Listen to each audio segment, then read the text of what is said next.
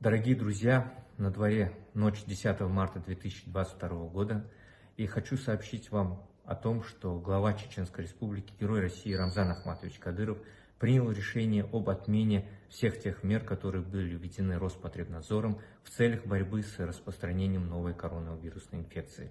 Это касается, в частности, и ношения масок, поведения в общественных местах, ряд других мер, которые были призваны бороться с пандемией.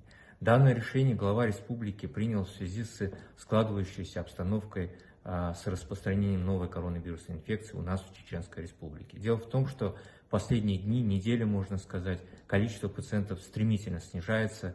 Бывают дни, когда не поступает ни одного пациента в наши стационары, ковидные стационары.